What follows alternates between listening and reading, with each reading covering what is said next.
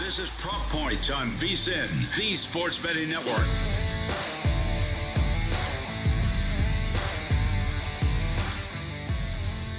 Welcome to Prop Points. Jeff Erickson, Nick Whalen here on VSiN. We are excited. We got a big day ahead of us here. Big basketball news, big basketball results yesterday. Erik Halterman's going to give us his baseball picks. Len Hochberg's going to help us preview the PGA Championship at Quail Hollow. That starts tomorrow. And then we'll finish up with Nick and I's favorite props from basketball and baseball, along with our G-Bank best bets. So crowded show today, Nick. Let's jump right into it there.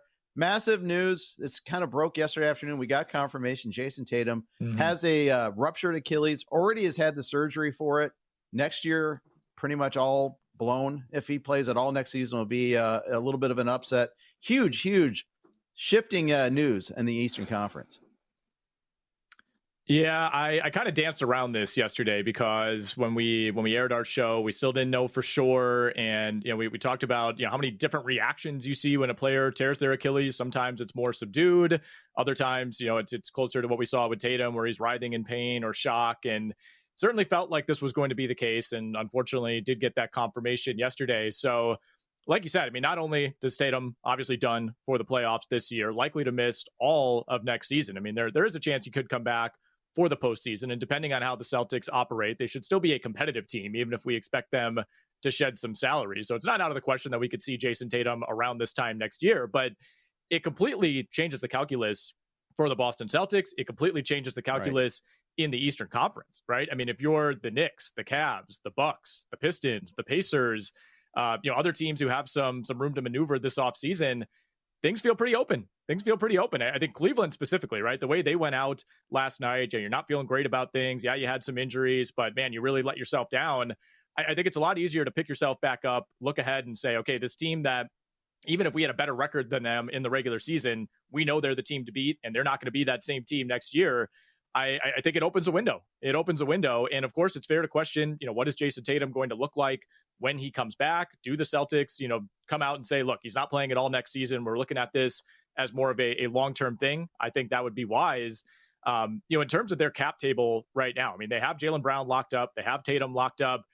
They have Drew Holiday locked up through the 26-27 season at almost $35 million per year. That is one that I think they would like to move.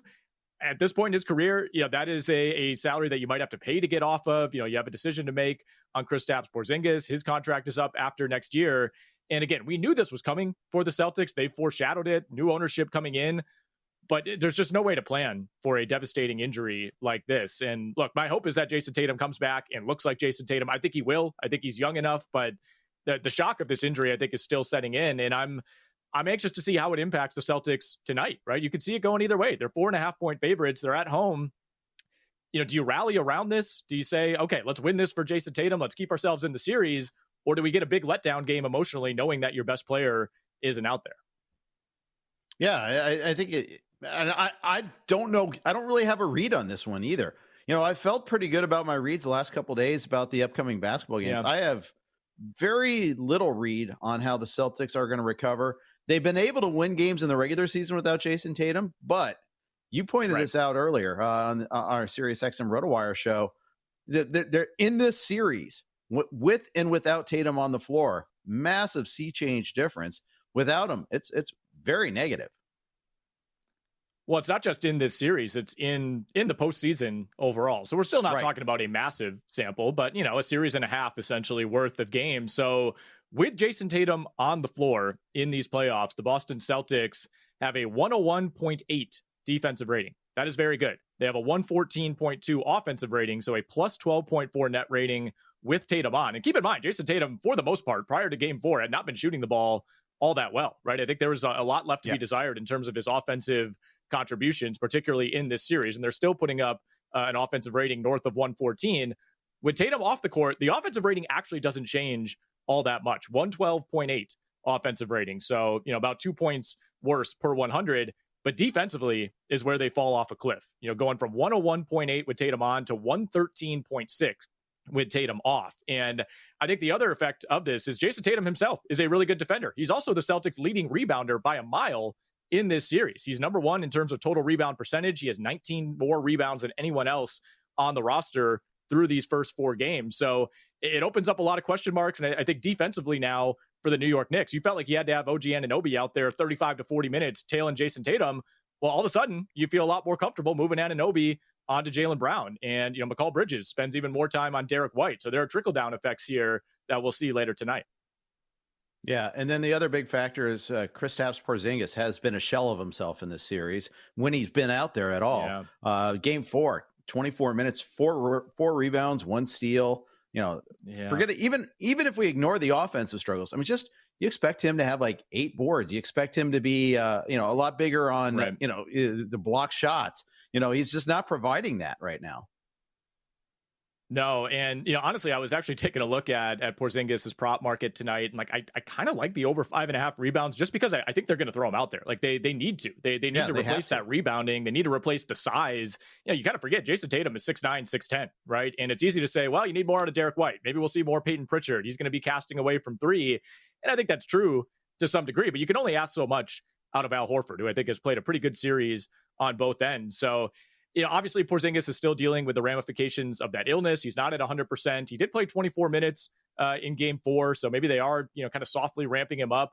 I wouldn't be surprised if that's a card that Joe Mazzulla does play tonight because, as deep as the Celtics team is, really, really tough to replicate, what you're getting from Jason Tatum, particularly on defense and particularly as a rebounder. We're going to talk more about last night, but first, are you still using your buddy's gut instinct as your betting strategy? Come on, you deserve better. RotoWire has the real tools the pros use: rankings, projections, updates, and data that doesn't sleep. Whether you're making picks, setting your fantasy lineup, or placing bets, our award-winning insights give you the edge you need. Get started today by heading over to rotowire.com and entering Roto15 at checkout for 15% off any RotoWire product. 2 teams that window opened a little bit farther for next season are Cleveland and Indy. Indy advances to the Eastern Conference Finals, eliminating the Cavs last night. Overcoming a big deficit, early deficit, down 19. Mm-hmm. Ty Halliburton in the second quarter alone pretty much eliminated that. 5 3-pointers in the second quarter, and they pulled away late in this one. Pacers win 4 games out of 5. I'm surprised it took us 5 minutes into the show, Jeff, to hit on the Indiana Pacers, which Massive I know you were thrilled about, as you should be, man. I'm coming around on this team. I was skeptical of the Pacers coming into the playoffs. I stupidly bought into the, they just took advantage of injuries last year narrative. But man, this team, we said it on the show yesterday. Like, I don't know that there has been a more consistent team in the postseason where you're just not worried about letdowns. And even when they have that big letdown early in the game, you never felt like they were out of it. You never did. And, the pressure shifted to the Cleveland Cavaliers, I thought tangibly when we got into the third and fourth quarter. It's still a close game. Indy's kind of pushing that lead between 5 and 7 points.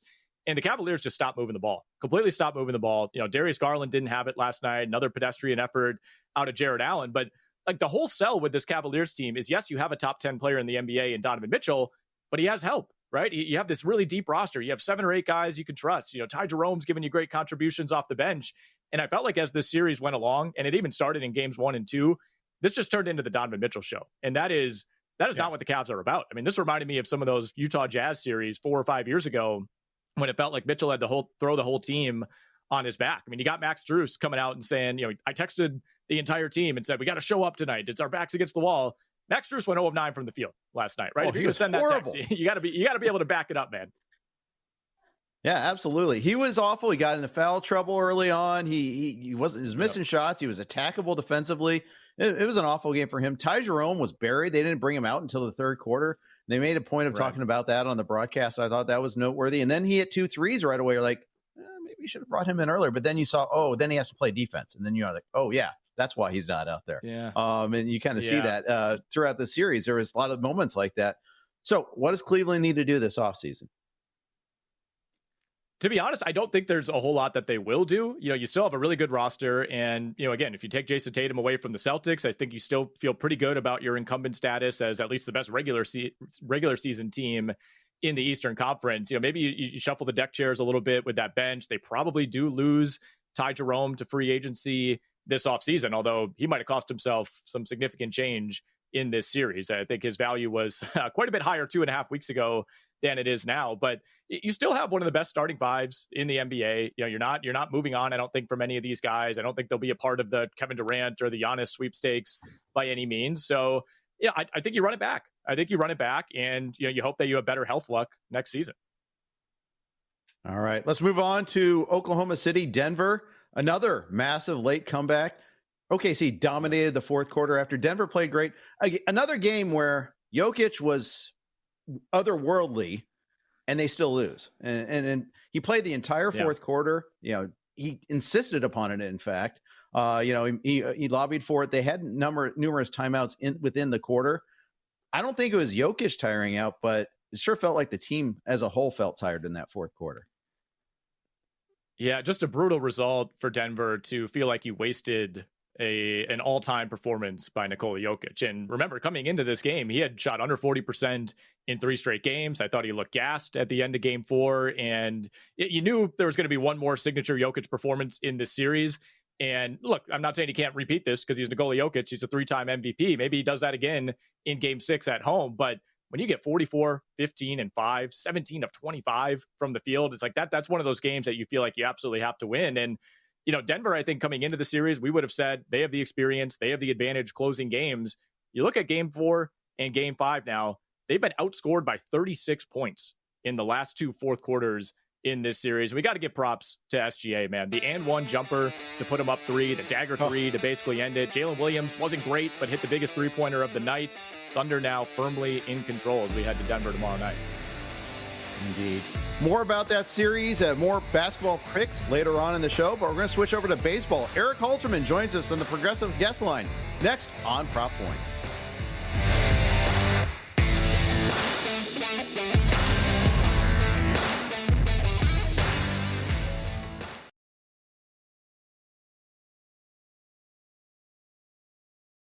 You're watching Prop Points on VSiN, the sports betting network.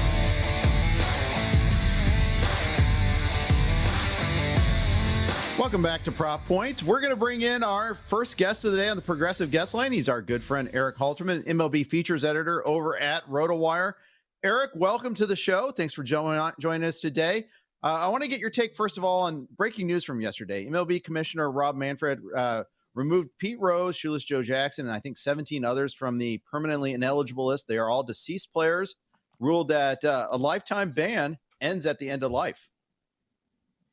Yeah, and I guess I can see where that's coming from, but there was a bit from the official statement from MLB yesterday that really rubbed me the wrong way. They said, obviously, a person no longer with us cannot represent a threat to the integrity of the game.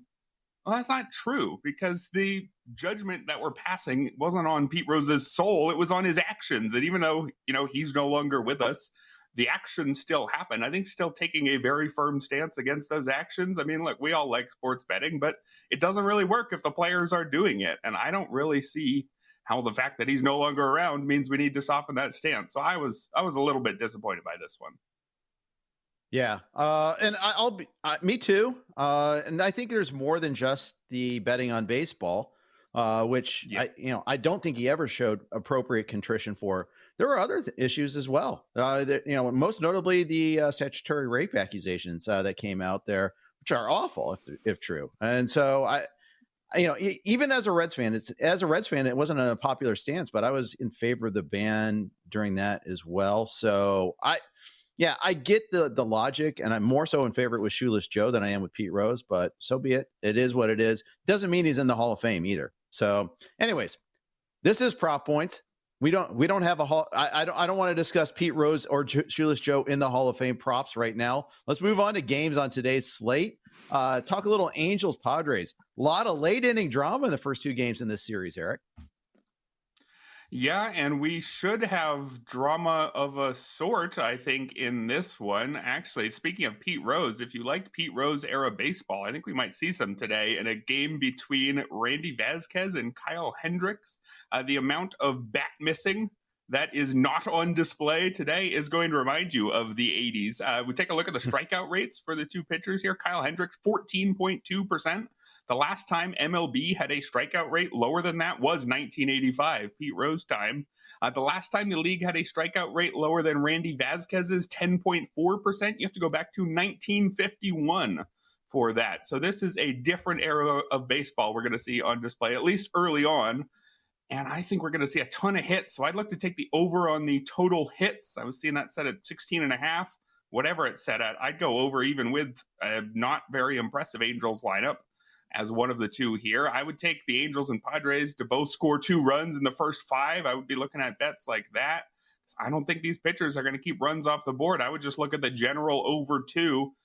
I'm not really all that confident in who's going to win, but I think there's going to be a lot of base runners. And if you like throwback baseball, I would turn this one on. Talk with Erik Halterman, one of our baseball experts at RotoWire. He joins us on the Progressive guest line. Eric, we do have 3 games in action already, so we'll give you a quick score update on those. Brewers Guardians is 1-1 in the bottom of the 4th. Kyle Manzardo with a solo homer for Cleveland. Orioles were leading 3-0 early on against the Twins. It is now 4-3 Minnesota. Gunnar Henderson, Christian Vasquez with homers in that one. And we are scoreless between the Cardinals and the Phillies. Game 1 of a doubleheader. Just reached the end of the 5th. Only 5 total hits on the board there. So we'll keep you posted on those games as the show rolls along. Eric, you are a Chicago-based man. I know you watch a lot of Cubs baseball, although you are a Phillies fan. Cubs home for the Marlins tonight. This is Ryan Weathers going up against Jameson Taillon. I know you're looking at the Marlins here on the money line. Yeah, I'll be going to this one, but I shouldn't admit that if there are any Cubs fans listening, because I will be taking the Marlins in this one. And this is a pro Ryan Weathers take, certainly. Ryan Weathers was the talk of spring training. Well, not the talk, but certainly one of the guys that fantasy players were very interested in adding to their rotations later in the draft. A lot of sleeper buzz there, has added some velocity, shown some interesting signs in the past. Like last year, he showed pretty good control. This is a guy who was called up way back at age 21 before he was ready. His overall numbers aren't very good, but he's shown steady improvement. And then he got hurt with a forearm strain in camp. So we're just getting to see his major league debut now. I could be worried about that injury, but he was quite good in rehab. Just 2 earned runs, 13 strikeouts in 10 2/3 rehab innings. So I'm pretty confident in Ryan Weathers. I'm not very confident in Jameson Taillon on the other side. 4.53 ERA looks pretty deserved. Just can't really miss bats anymore. It's been a few years since he's even had a 20% strikeout rate. So I think the Cubs should be favored because obviously the Cubs lineup is a whole lot better than the Marlins, but with a pretty potentially sizable advantage on the starting pitcher front. I think that the Marlins, as pretty big underdogs, are pretty interesting in this one. Maybe you'd want to look at the first 5 as well, because once it gets to the bullpen, not so sure, although it's not like the Cubs have a good bullpen either. So that's why I'm comfortable just going Marlins money line on this one. Looking at another underdog money line coming up here. We got to talk Royals Astros here. The Astros got a beautiful performance out of Framber Valdez, needed it after Ryan Gusto's blow up on Monday, after Lance McCullers blow up on Saturday. Framber goes 8. Are they risking another blow up today by calling up Colton Gordon to start for them, making his debut against the Royals? Yeah, Colton Gordon is definitely the reason why I would take the Royals in this one, even though the Royals offense hasn't been all that much this year. And Michael Lorenzen on the mound for the Royals, not too exciting, despite a pretty decent 3.57 ERA. He's been pitching fine. But Colton Gordon on the other side, this is the 26-year-old making his major league debut. Not really a prospect at all. You can go to his RotoWire page and discover that we didn't bother writing an outlook for him before this season. This was the first year he's even been worth thinking about. That's just gives you a good sense of the type of prospect he wasn't. He was the 238th overall pick in the 2021 draft. Minor league numbers this year, though, are pretty good for Colton Gordon. 2.55 ERA, 120 whip. 25% strikeout rate against a 5% walk rate. That's all pretty good, but we're talking about a 26-year-old in AAA. I'm just not very impressed by this, so I'd be willing to take the other side in his major league debut. We'll have more from Erik Halterman in a moment. Got some picks for A's Dodgers and Red Sox Tigers, but first, smarter bets start here and last all year long with VSiN Pro. For a limited time, we're slashing the price of our annual subscription. Normally it's $240, but you can get it now for just $199. And when you sign up today, we'll throw in 2 extra months for free. So that's 14 months of VSiN Pro access for less than 50 cents a day when you use the promo code PRO. That's PRO. You'll get 14 months of access to our daily best bets from VSiN hosts and their guests, exclusive splits from DraftKings and Circa, 24/7 live video and full show replays on the VSiN Watch app, plus all of our special edition betting guides. Head over to VSiN.com/subscribe right now and use the promo code PRO to lock in 14 months of VSiN Pro for just $199. That's VSIN.com/subscribe. All right, Eric. Athletics jumped all over the Dodgers last night, coming off of an 11-1 victory. A man named Gunnar Hoglund is on the mound tonight against Yoshi Yamamoto. I know you have a play here on the total. Yeah, I'm looking at the under for this one, mostly because Yoshinobu Yamamoto is incredible, one of the best pitchers in baseball right now, a 1.80 ERA, an 0.98 whip, striking out 30% of opposing batters while having a ground ball rate over 60%. This is incredible stuff from Yamamoto. This is why the Dodgers paid all the money for him last year. I think he absolutely looks like one of the top 5 pitchers in baseball right now. And going forward, I think the Dodgers may well have a shutout or allow, just 1 or 2 runs in this one.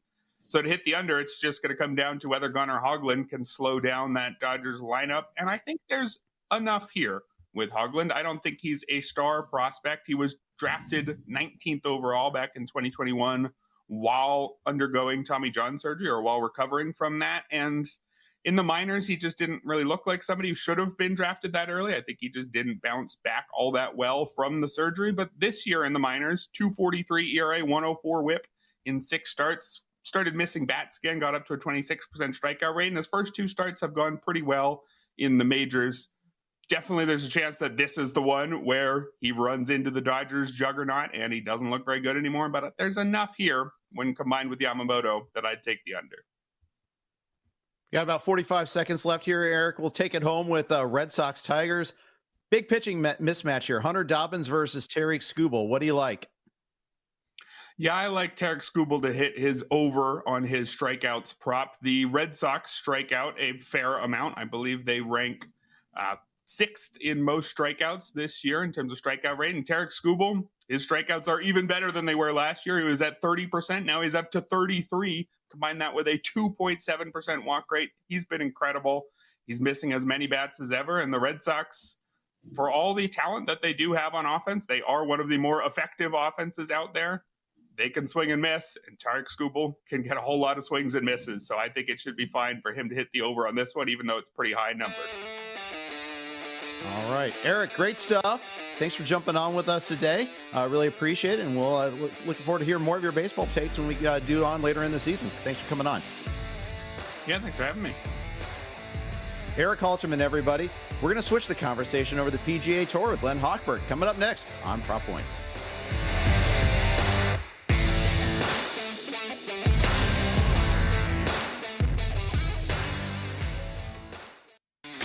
Watching Prop Points on VSIN, the Sports Betting Network.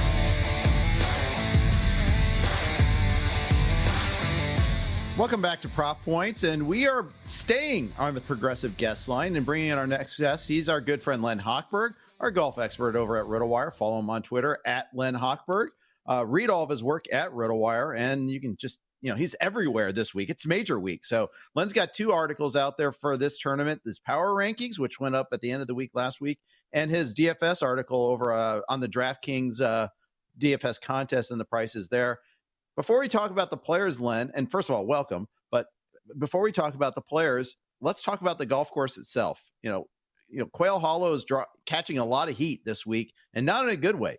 A lot of players don't like this course. Yeah, it's a bit of a surprise because they play the course every year with the Wells Fargo, now the Truist. They've been playing it since 2003.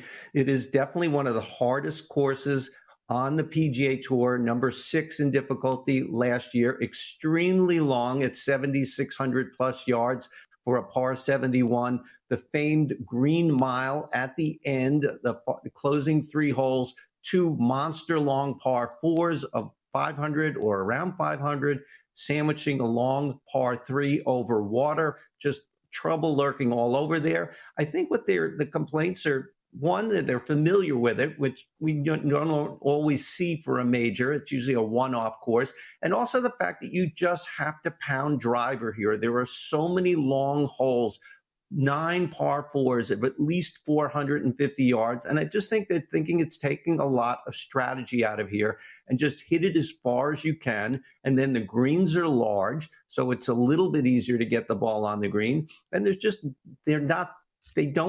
players don't think that there's just enough strategy here this week.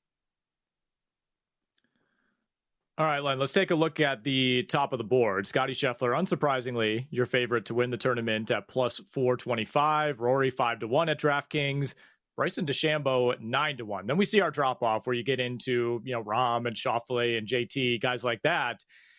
If you're putting together a DFS lineup, if you're betting this tournament, particularly, I suppose, on the DFS side of things, you always feel like there's almost an obligation. You got to go Scheffler, you got to go McIlroy. Is there a case to be made that dollar for dollar, Bryson DeChambeau might be the best value this week? Yeah, absolutely. And, it's been really interesting in the betting market, Nick, what we've seen. So last week, Scheffler and McIlroy, their prices have not moved much. They've actually dropped or gotten odds have gotten a little longer. Like Scheffler was 400, now plus 425 last I looked. But Bryson DeChambeau last week was 14-1. And then I looked yesterday and he was 10-1. And now you just mentioned he's 9-1. And I read somewhere on Twitter, somewhere else, he's 8-1. A lot of late money coming in on Bryson DeChambeau. And this sets up where you just use driver and pound the ball. He could winged foot his way around the course like he did in 2020 at winged foot. There's a lot to like about Bryson DeChambeau, even if he was on par in pricing and betting and all the different odds. Like his chances a lot this week, but these three guys are clearly separated themselves. datagolf.com, the wonderful website. You put the three of these guys together, both have all three more than a 10% chance of winning, 35% collectively. The winner will come from the one of the three of them. Nobody else is 5%. Talk about horses for courses all the time. Rory McIlroy's not only won 2 PGAs, he's won at Quail Hollow, I think, 3 times. This is a course he loves. It's interesting to see he's pretty close in the betting odds, plus 500 versus plus 425 for Scotty, but kind of noteworthy the DFS pricing that Scotty's considerably more expensive than Rory. Yeah, that was a little surprise to me for the reasons that you mentioned. I mean, he's been the best golfer in the world this year. Granted, only a few months, 4 months so far. Won the Masters, won the Players, won Pebble Beach, a signature event. All the top players are in all those tournaments, and he's won them all. Quail Hollow, he's won here multiple times throughout his career. There's been no place he's played better for longer than at this course. I mean, really, everything is aligning perfectly for him. And that was even before he had the 1,000-pound weight lifted from his shoulders of, ending his long major drought, which he did at the Masters. It was going on for more than a decade. So doesn't mean he's going to win, but I think he's going to be very free and easy this week. And as someone who hits the ball as far as almost anyone with that nice high draw, it sets up so perfectly for him this week. Len, I know you're keeping an eye on Justin Thomas, Victor Hovland, Shane Lowry. These are all guys who are priced in the 9,000s if you're looking at DraftKings DFS for the PGA Championship. They range from 22-1 to 60-1 to win this tournament. So if we're looking in that, second to third tier, if you want to go away from the heavy favorites in this tournament, who do you like best?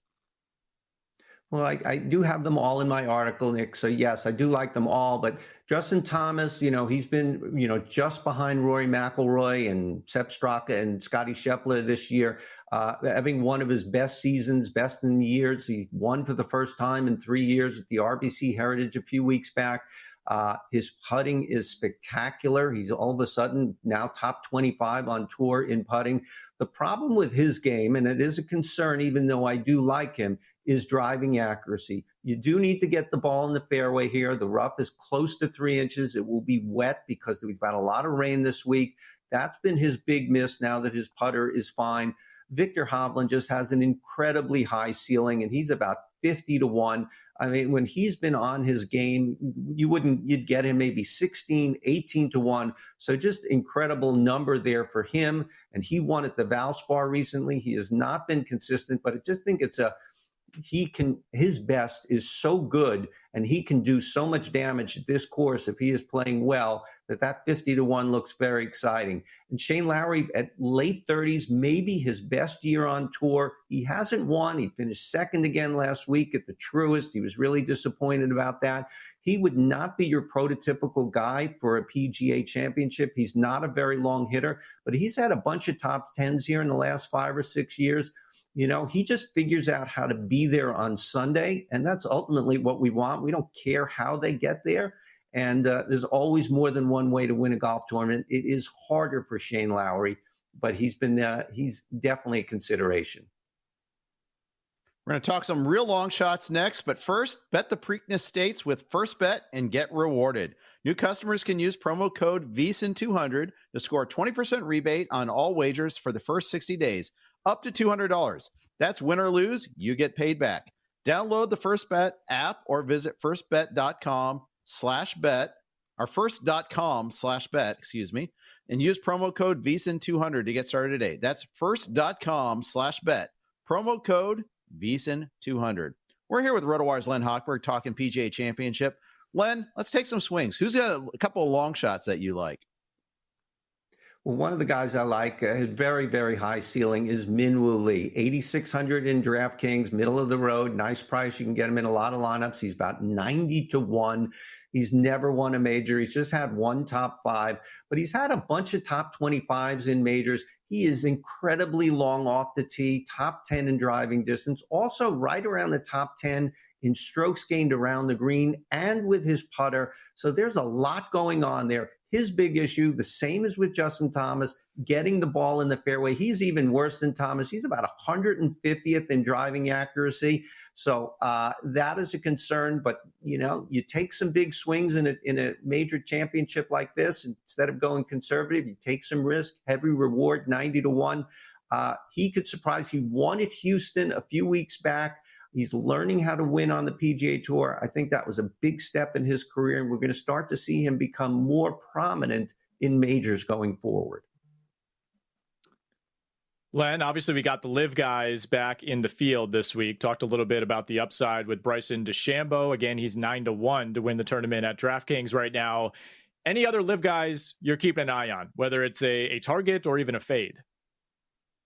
Well, John Rahm and Brooks Koepka are in the conversation at every major. They just have not been showing up for a couple of years now, since the beginning of 2024 when John Rahm went to live. He's has not done anything in the majors. And Brooks Koepka, who won the PGA 2 years ago, has had only one. I don't know if he's finished in the top 15 in the 2 years since then. But they are so good and so dangerous. It's hard to keep them completely out of your consciousness. Joaquin Niemann has been the best live player this year, and just the price reflects that behind DeChambeau anyway. But he's never shown up in a major. He's never had a top 15 in a major. So, he's a fade for me. At some point, I'm going to be wrong, but I'm going to fade him every major until he actually shows up. And haven't been wrong yet. Patrick Reed, old friend Patrick Reed, this is a tough course for him because it's such a long course, but he manages to finish in the top 20. The last number of PGA championships, he's had about 3 or 4 top 20s. Again, like a Shane Lowry, he just figures out how to get from point A to point B and get the ball in the hole. He might be more of a play for a top 20, maybe a top 10. I think we should start calling them slices and not fades when we talk about golf. Just because I think a fade is sometimes a positive connotation. Len, great stuff all the time. Thank you for coming on board with us, and we look forward to doing this again. Next big name tournament or next major. Thanks for coming on board with us today. Good luck with your bets. Thanks, guys. We're gonna go to break. Basketball and baseball bets coming up next on Prop Points.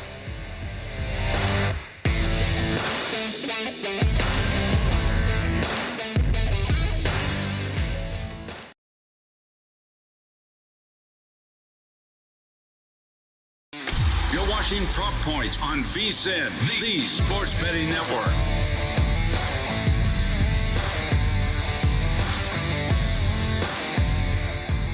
Welcome back to Prop Points here on VSiN, the Sports Betting Network.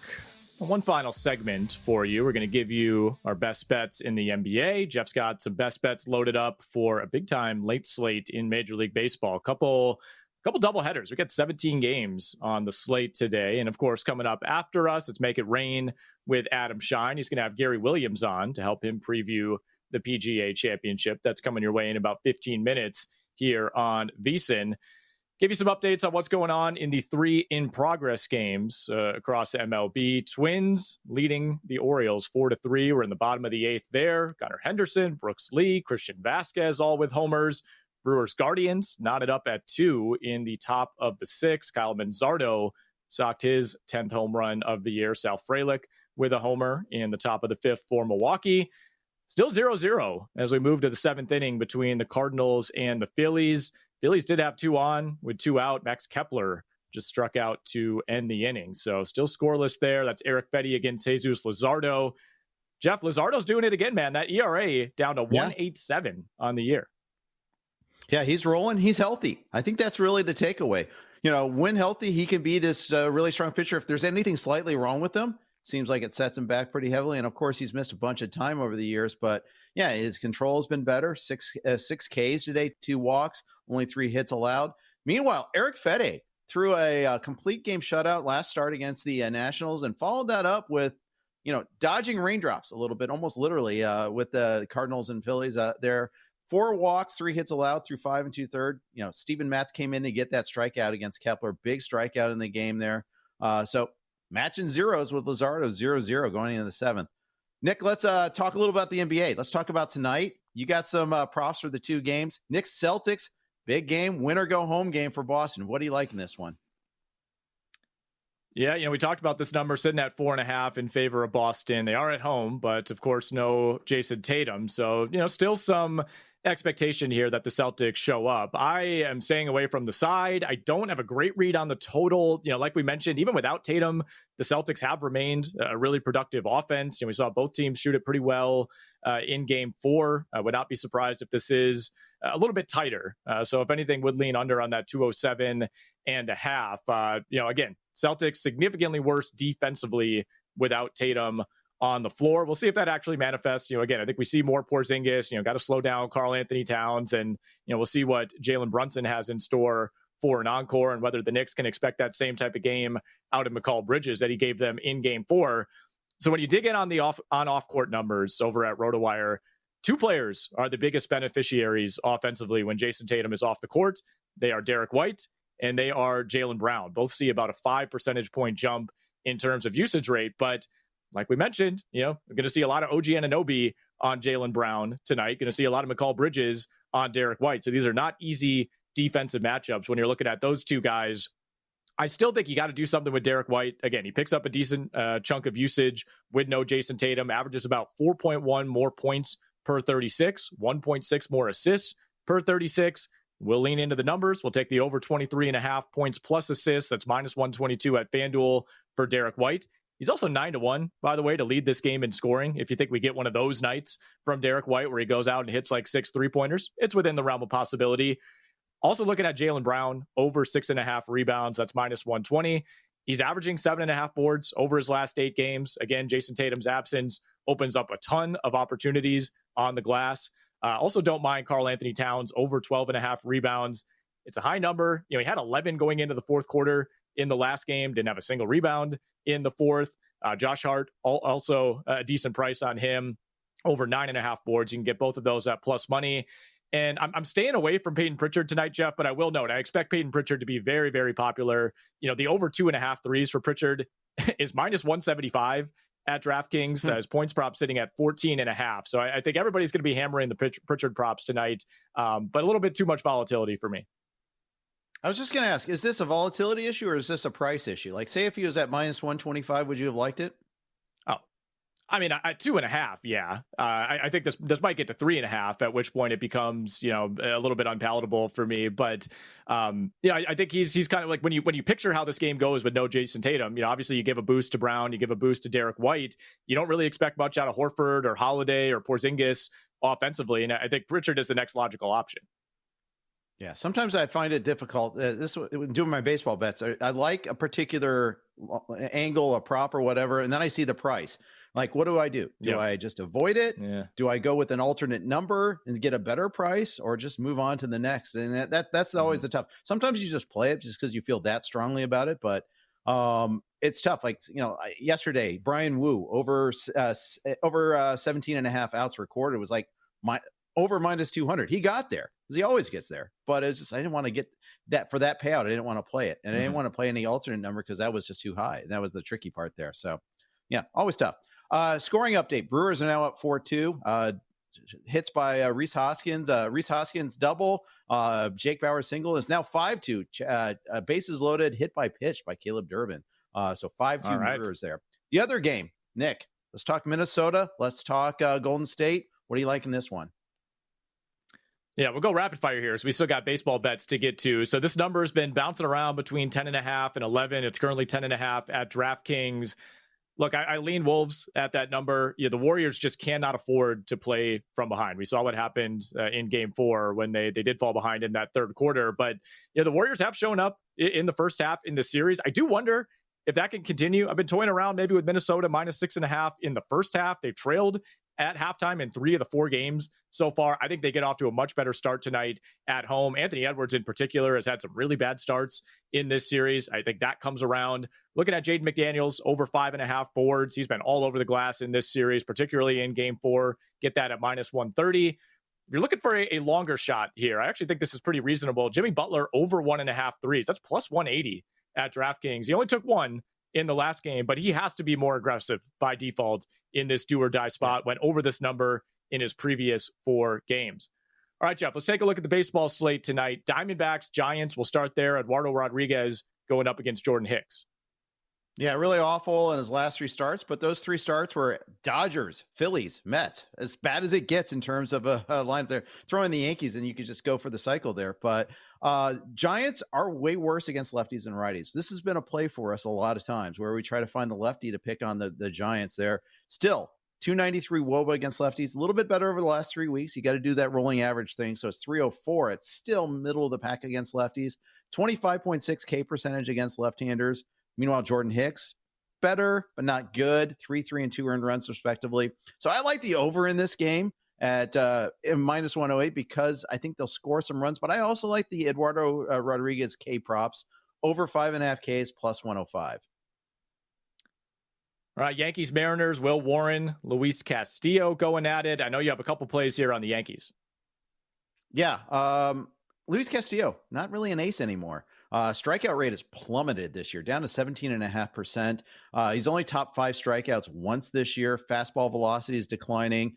So I'm going to try to go back the Yankees a little bit there. I couldn't find too many Castillo outplays, so that's why I kind of just avoided that. But even after getting shut down by Brian Wu yesterday, the Yankees are still first in WOBA against righties, so this should be a pretty good matchup. So I'm going to take the Yankees money line at -118, the over team total at 3.5. If you're uncomfortable with Will Warren, you can go that route as well at -140. All right, real quickly, Jeff, we'll do this one in about 20 seconds. What do you like in Pirates, Mets, Clay Holmes taking on Bailey Falter? Going to go for the Clay Holmes over 5.5 Ks, -110. Look out for an outs recorded prop. Currently not listed in DK last time I checked, but I that's one I even feel more strongly about. I think Holmes will just dominate. Huge pitching disparity in this matchup here. Rains in the forecast might be a good DFS play because Kevin Roth thinks that it'll avoid the stadium, so he should be able to get his full usage. One more quick baseball note. The Dodgers have called up one of their top prospects, Dalton Rushing, number 31 in the Baseball America prospect rankings. He comes up from AAA. It's time for our best bets of the night. They're brought to you by G-Bank. You can get the G-Bank Visa Signature Card right now. Most credit cards treat sportsbook and gaming transactions as cash advances, even when you put your own money on the card. But G-Bank treats gaming transactions as purchases. So you're saving 3 to 5% on cash advance fees and gaming transactions right there. Plus, with G-Bank, you're earning 1% cashback rewards on all eligible sportsbook and gaming transactions, and you're getting 2% cash back on all eligible purchases. You can check it out at vsin.com/GBank. That's vsin, VSIN.com/GBank. Jeff, I know you got a PGA Championship best bet in the holster for us. Let it rip. Yeah, Len Hochberg said it best. Patrick Reed almost always finishes in the top 20 at the PGA, plus 250 payout there for it. Let's bet it. All right, there we go. I'm going to that Jaylen Brown pop that I just mentioned earlier in the segment. Over 6.5 boards at -120. 40 career games without Jason Tatum. He averages 27 and 7. We'll give out a bonus bet. We got a big golf tournament this weekend. Tommy Fleetwood to finish top 10, plus 280 at the DraftKings Sportsbook. We'll talk to you tomorrow. We'll have more best bets coming your way. Keep it locked right here on VSiN. Make it rain with Adam Shine coming up next.